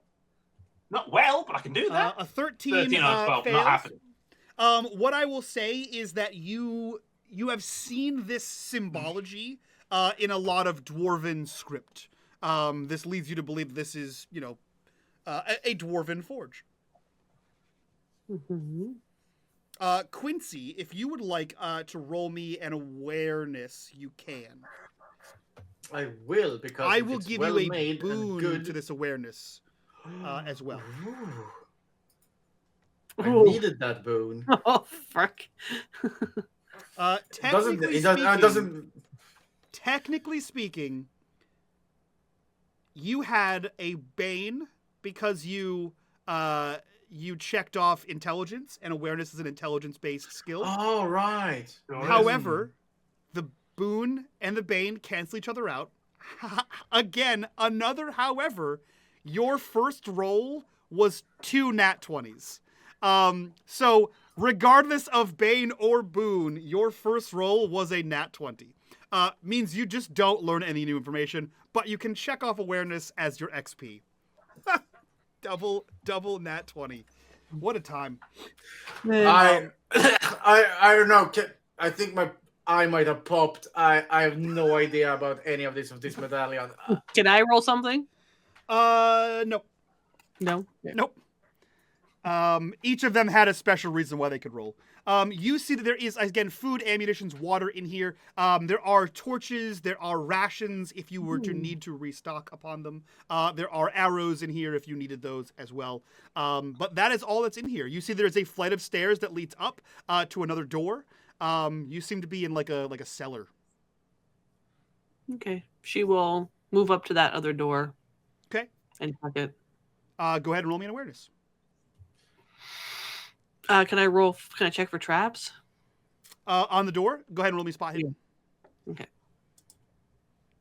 Fuck. You can check that off, but no traps. Okay. What's the worst that can happen? Can I listen for on the other side of the door? Yeah, go ahead and roll me an awareness. Frick! Hot damn! Hot damn! Wow. You can check that off. And no, everything seems fine. Everything's fine. We're fine. How are you? Everything looks clear. Can I search these crates of provisions for anything useful? The useful things are rations, ammunition for arrows, torches. It seems to be like a dry storage. I take it there's no humorously duck-themed beer. I mean, that'll. we just need a couple of pints of. We just need a couple of pints of Release the Quacken, not sponsored, and he'll be feeling fine. There are no cases or kegs of humorously duck-themed beer, as this is a dwarven forge, and it would also probably be very bad, as it is hundreds of years defunct. This forge is. It'll just be aged in oak cask. It'll be excellent. Yeah. Sorry, oak-aged beer would be delicious. Don't you try with me, Mike. I know beer. Yeah, okay. While they're doing that, I'm gonna bust the door open. You're gonna bust it open? When you say bust, do you mean open or you're kicking that bitch in? I don't mind personally. I just want to know when you say bust what you mean. I don't want to be assume. Far away from that door because shit is probably going down. I'm not gonna die from a door trap. She's gonna open it. Just a casual open. Casually open it. Casually open. Because everything looked clear. Okay. You open the door. Inside, you see a very tidy looking kitchen. that seems to be ready for anyone to prepare a modest meal. You see, there is a table. There is like a cooking bench, like a workbench set up. There is a hearth. To which a large cast iron cauldron is sort of sat over the hearth. There are various sharp implements sort of in blocks along the wall for cooking. It looks to have been a nice kitchen. Very nice. And I need a kitchen at the moment. I should know. We got a nice kitchen up here. We could maybe hang out for 5 hours and rest up a little bit. Yeah, you guys could light a fire. You could cook. Yeah. Get some seeds. Stir fry seeds. Yeah, I'm gonna go to this other door and listen there first. Okay. You go ahead and roll me an awareness. Pass. A pass. 11 you listen closely at that door, and you hear nothing. It is quiet. Too quiet. Some would say too But quiet. Can I look through the Because- keyhole as well? Does that? There's no lock on this door. Oh, okay. I'm gonna wait for the others to join me. Okay. Is there no lock? But is it a swinging door or does it still have a handle? It has a handle. Okay. It has a mechanism to keep it closed, but there's no lock on it. Just like a little thumb push. Can I check it for traps? Yeah, you can roll me spy hidden. Since I'm on a roll. Trap. Just seems like I'm on a roll, high roller. Just That'd be seems great like in a any door. other game. Yeah. Just a I'm gonna wait regular- until a regular door. Yeah. I'm gonna wait until they join me, and then I'm gonna open this door. Okay. Yeah, gonna ease Quincy down into whatever sort of, if there's a quaint fireside chair or something like that doesn't belong to me and he can bleed on in peace. Okay. I'm gonna. So Quincy, be- you've been sat at a table because you're too dying to. Yeah, quack that. I'm gonna go up and but be like, those corners where I'm not straight. He's gonna behind go out you. like he came in, kicking and screaming. Yeah, so it's not gonna be straight from the door. We're gonna be around the corner, but be like close by to Skull. Okay. Everyone is in the kitchen. Yeah, and when they're all there, I'm gonna open the door. Okay. You open the door into a cold forge. You see the cold forge. You see in the center. Sorry, not. I'm wrong. You see as you open this door, you see in the center what remains of an old campfire. You see a small ring of stones, a ring of rocks, and a pile of ash in the center. And you see around the ring of what was a campfire, you see 6 kin dead. They are dead for quite some time, as they are mostly skeletal. What Well, kind that's of? what happened to the other to the other Gobbo scouts then. These You're have been not sure? dead quite a long time. So she's going to approach and see if she can tell what type of bones they are. Here, girl, you want a bone, girl? You want a bone? You begin to approach, and you see,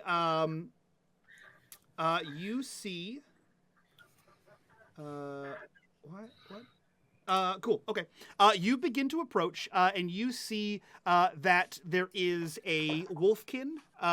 What looks to be either a human or elf. You're not entirely sure. Their bones look pretty similar.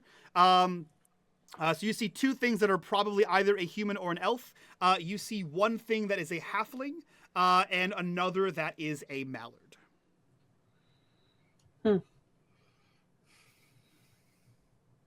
Quite the eclectic group here. Quack! I say they were an adventuring party. They've been dead We're two- for at least 2 decades. A We're very two old crackers adventuring club. we're 2 crackers and a dog. I mean, whatever works, works. I expect they have a van with mystery machine painted on outside. What? Can I check their bodies for any loot? You may check their bodies, and as you reach down to check said bodies, go ahead and roll initiative. Fuck. Because as you reach down, one of the bones shudders and begins to move. No. Hold on. Did you really expect anything else? Instead of dog versus dog with a bone, it's dog versus a bone. Mm-hmm. You need to work for those bones. 1. Bitch. Awesome. Go ahead and Quincy and Professor, go ahead and roll me initiative as well. Yeah, sure. Is it Two! D6? No, D10. 8. Outstanding. So we have Quincy with a 2. We have Professor with an 8. We have Skull with a 1. And then I get to go ahead and roll some. So for the archers, we'll go ahead and roll another number, a 5. And for the warrior, we'll go ahead and roll another number, a 4. And then for the skeletal champion, we'll go ahead and roll a 7. And I'm sure everything will be fine. Skull, you see the bones begin to move as they click, click, click, click, click, click, click, click, click, and they begin to form as you watch as these 5 skeletons begin to assemble and stand up to their full height. Skull, I will let you decide which one you are at. There are 2 archers, there are 2 warriors, and 1 champion. Well, she would...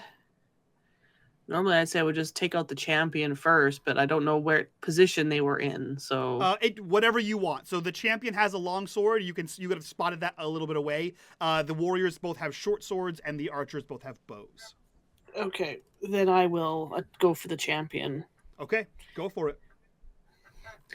And I shall... attack! 3 hits, 9 points of damage, minus its 4 armor. We'll go ahead and do 5 points of damage. Hell yeah. Hell yeah. That starts us off good. That is Skull's turn. Quincy, you can move up there. Yeah. Yeah, I could, couldn't I? If I were you, I'd just be throwing kitchen supplies at them from the doorway. Take this! Take the calendar of justice. If I would like to throw things I found in the kitchen, would that be brawl? Here's what I'll say. So if you want to use a throw a random kitchen object, it would just be a raw attribute roll. However, what I will say is if you would have liked, we can retroactive this a little bit. In the downtime in the kitchen, Skull, given that Quincy is at 1 hit point, would you have been willing to part with your throwing spear? Oh, yeah, definitely. Oh, amazing. Yeah, he's You're not basically good at using it as spears, a... but it's better than Not good throwing at spears. ladles. No, it was given to him as a It crutch, really. He's been using Yep. it to sort of shuffle around. I am definitely going to then, since I have this spear that I don't have written in, I'm going to just click on the spear stone and throw my spear. I think I'm just gonna throw it at the champion as well, because if that's what Skull's fighting, I'll fight it. Spear is somewhere in the room now. But you can recall it. You can recall it back to you. Yeah. Yeah. It goes away, and I will say, there. I believe in fairies. In the war. Perfect. All right, go on. Perfect. Oh, thank you. Okay, I have built you a. I saw. Thank you. A spear. Cool. So you recall back to you. It is the warriors' turn. The warriors are gonna just surround, I think, this giant wolf and just fuck her up. Is the clinical term. That's a miss. That's a miss. Good job. The archers are gonna do the same thing. The archers are gonna step back. That's a hit for 5 points of damage. That's a miss for 0 points of damage. That's not the same thing. The other two missed. Well, I'm sorry. And the champion is going to try to cleave this wolfkin in twain with a 20. Oh, wait. Thank fucking God. A 20 out of 23. How's 20? What? 23 can't be right. 23 can't be right. That can't be right. We'll drive on with that as not right as I go check my stats. 23 seems a bit impossible. Champion. Well, just mean how does one fail then? Longsword is skill 16. What the fuck? What did I do? Oh, I see what I did. That would be a total of 16. Okay, so a 20 fails to hit. So only one hit on you, Skull. Professor, Skull is getting surrounded by. I mean, in her defense, she seems to be fine. But I'm not that fine. She's surrounded by skeletal monsters. The only reason why I'm alive right now is because over half of them missed. It'll be fine. It'll be fine. Next round, I'm probably going to go down if they're all What would you like to attacking do, Professor? You are muted in some capacity. Prof, you're muted. If, he's like, quack this. What are we supposed to do? Go down the pound and get a new wolfkin? And he hastily looks around the kitchen to anything that's going to break bone.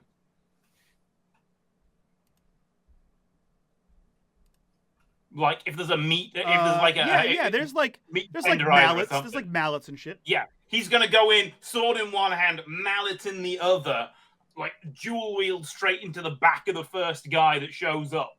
Hell yeah, you can absolutely do that. So go ahead. Let me see here. Would ill-tempered help me at all in this? It would give you a boon. I'll take it. And make you angry. If in doubt, we go the full Mr. T. I pity the skeleton.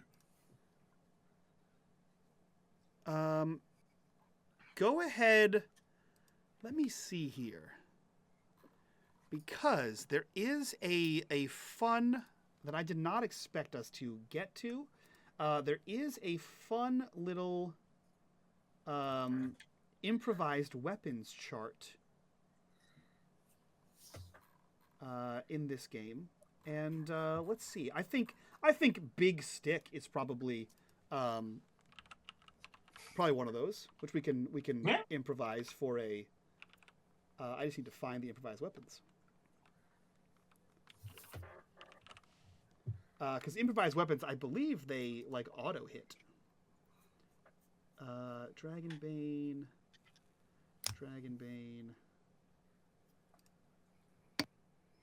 Perfect. Don't have that downloaded. Sick. Excellent. Cool. So here's what we'll do. Go ahead and roll me a d6. That's what we'll say for now until I find it. Coming up. It's a 2. I assume it's low, so good. Let's see. Forest. No. Okay. Cool. You deal 2 points of damage to who are you attacking? He's gonna take one. He's gonna take one of the closest skeletons out, trying to take him out of the knee. Okay. So the closest one would probably be one of the archers. So Archer has 1 point of armor. You deal 1 point of damage to it, striking it with your makeshift club. All right.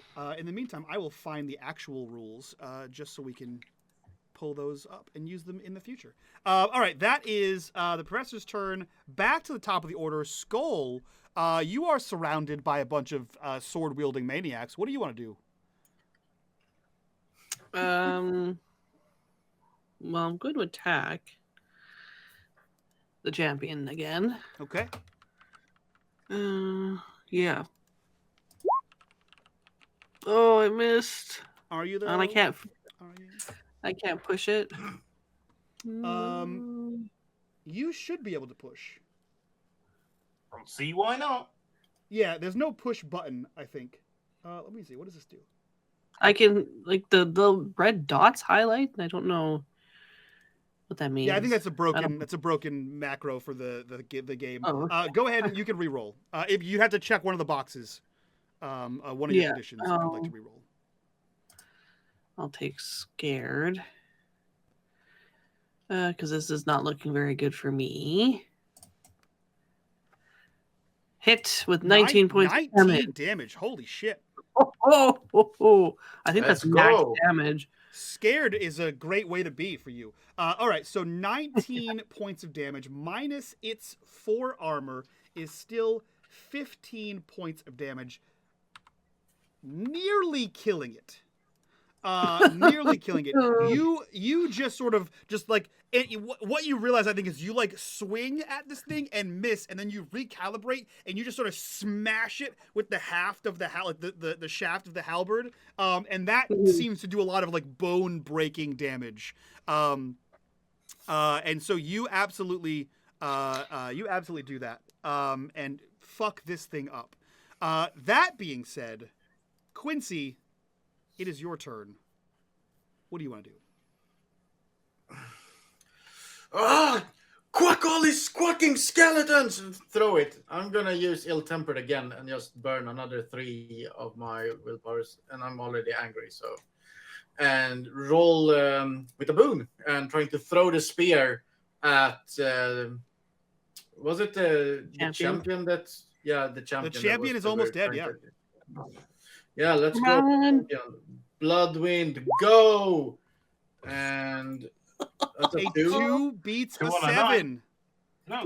And 1 for the boon. A 2 beats a 7. A 1. That's right. You have advantage. A 1. Yeah, I had the check boon. off spears. You get to level up spears. A 1 beats a 7 for 9 points of damage. Iquin, again, explain to me how you want to kill this champion. I see how close Skull gets it, and like, I fucking got him! Zoom! Come back here! I believe in fairies! And he just shatters him when the spear recoils back. And it just crumbles to dust as his longsword scatters, his helmet clangs to the ground. You got this, Skull! Take the other ones now! Quack them up! Leaving you with just 4 more adversaries. And as luck would have it, before Skull can get a chance to quack anyone up, they're all going to attack me. These warriors... Fuck you. 1 point of damage to Skull. And a miss. This is fucking horseshit. This is horseshit. This is 1 crossbow bolt. There we go. There it is. 8 points of damage to Skull. And because Professor is all up in the grill of the other one, it drops its crossbow and draws a dagger as its turn. Because that's what that takes to do. I am so tempted to use sleight of hand, grab the crossbow, and bap him at point blank range. So I have to make a death save here? On your turn, you will. Okay. Warriors go, archers go, champion's dead. Professor, what do you want to do? I'm so tempted to grab the crossbow and slam it into the skeleton at point blank range. I will tell you, because this just happened in my home game, grabbing an item out of your backpack or off the ground is an action. Yeah. So that would be your whole action. Oh, just grabbing it. Yes. Yeah. Then I'll sword the skeleton. Okay. Has to be done. 7 out of 12. Great. 3 points of damage to the archer, to which you have already done 1 point of damage for a total of 4. Still up. I'm sorry. Actually, that was 3 points of damage because of its armor. Still up. Yeah. Still kicking. All right, fantastic. That brings us to Skull. Go ahead and roll me a death save. Now, the way you roll a death save in this game is by rolling your Constitution. So, on your character sheet, at the top of your character sheet where it says Constitution, just click on the word Con. Can I just click death roll? Because Oh, it's there's an allowing option me- on the actual sheet for death roll? Go Well, ahead and roll my that. little it's a clicky thing. Yeah, Let's click see on what it. happens. Oh no. 16 does Okay. not beat a 12. Unfortunately, that is one Fuck. death for you. That brings us to Don't have to Quincy. die for real, G. Don't die for Don't real. have to die for real, G. Yeah. Quincy, I can't do anything for my round. that's it. You're dying. Okay. You're bleeding out on You the floor. can avoid dying, please. Yeah, that was your action. Ah. Was to hold on to life. I want to. Which one is the professor all up in his business with? And Archer. One of the archers. One of the archers. So there's Yeah, like the skeleton's two the warriors. skeleton's name in life was literally an archer. And Archer. Yeah, and I see. A-N-N-E. Archer. There are 2 archers and 2 warriors. Can you Right, remove the so- champion from the order? It seems to me then I probably want to fuck around with the warriors because they probably can't shoot back. So I'm gonna try and throw the spear at one of the warriors that is looking to attack Skull. Okay. And Bloodwind, go! No, definitely not. Well, and you can't check off a skill more than once. So you throw this thing, recall it back to you as part of your turn. That will end your turn, Quincy. Unless you'd like to push somehow. Oh, I'm sorry, you can't push on a dragon. No. The warriors move towards the professor. Professor, miss, hit. 9 points of damage minus your 2 armor. 7 points total. Yeah, that clears me out still. Does that drop you to the dead, to unconscious? That drops me to 0. Okay, you are unconscious. The archer turns, fires an arrow, a crossbow bolt at Quincy. Phew! A 3 beats a 12, 6 points. Phew! The arrow pierces the door frame and directly into your little birdie chest as you too collapse to the ground. I hate this game. And as our wolfkin and our 2 mallards succumb to not only their grievous wounds, but to their own greed and hubris, that is where we end Dolgrim's Forge. Our first one-shot in Dragonbane. That is it. I said this is a lethal system. You had ample time to turn back. This is the fate of the greedy adventurer. Yeah. You didn't say how lethal. Hey, you can't we got chaos. You're not allowed to do that. we got to play quite a look. We got to play quite a bit before we died, which is the best kind of way to TPK. That's Yeah. true. After this room was the forge. There's only 2 rooms left. You guys figured everything else out. And we fucked a lot of shit up. That is It's true. funny. That is We true. quacked them up good. You Yeah. did quack them up pretty good. Yeah. All right. That is it for Dragonbane, Dolgrim's Forge, our very first Dragonbane one-shot here on the channel. I hope you guys enjoyed watching this. I hope you guys enjoyed playing this lethal OSR-style Swedish, love note to the 80s. That being said, let's go around, do our introductions, get the hell out of here so we can do our after show. We will start with our resident Swede. Eichwin, who are you? Where can we find you on the internet? And what are you up to, my friend? Well, hello, I am the resident Swede. You can find me in the Discord, where I sometimes call upon people to play Call of Cthulhu with me off camera, or like on camera, but off the streaming, whatever. And you'll also find me on running the unMadeGaming Mastodon. So I toot a lot. Toot, toot, toot, toot. God damn it. God damn it. Next up, our professor in-game, our profo out-of-game. El Profo, who are you, where can we find you, and what are you up to? I'm El Profo, writer, dreamweaver, visionary, plus actor. I'm gonna get a sign for that. A sign for my desk for that. Should I ever tidy my desk? You can't quite see the level of mess down here, but it is the creative's brain. I received for Christmas present a. It says the boss, but in parentheses, I think I'm. Oh, So that will go on my bless desk. you. That'll go on my desk once I build my office. So I understand the whole nameplate. Yeah, it is necessary. You'll find me here in the one shots. It's almost like I have there's a non-compete clause here. But Mike is the boss. It's true. It's true. And yeah, so catch you back here in a couple of weekends when yes, we will be having the legitimate May one shots. That's true. I just realized I want a title. I want to be CTO, Chief Tooting Officer. God damn it. Give him the CTO Discord is a role. title. It's a chief I technology know, that's why I He want knows it. I that, know. that's why it I know God it damn so it. well. God How damn many it. CTOs don't you think I've ever handled in my days? Chief Tooting Officer. You are the chief of toots. Wow. That being said, last but definitely not least, G, who are you? Where can we find you? What are you up to? Oh, hello. I'm the friendly neighborhood lightning invoker. You'll find me in the second one shot with Iquin in about a half an hour. We're gonna play some Blades in the Dark, and you'll see me next weekend for the Rise, and then the weekend after that for our regular May one shots, and then the Sunday I'm in the other Patreon campaign for Mundus Novus. So lots of stuff coming up this month. Stick Hell around. freaking yeah. Hell yeah. Yeah. All right, friends, that is it for us. I hope you like what you saw here. If you like what you saw and you want to support the channel, the best way to do that is like these fine folks over on our Patreon, link in the description down below. While you're down there, click on that link. Join us in the Discord. Be a part of the community. Be a part of the conversation. And that is it from us. We will see you guys next time for another one of our Patreon one-shots. From all of us to you guys, bye-bye.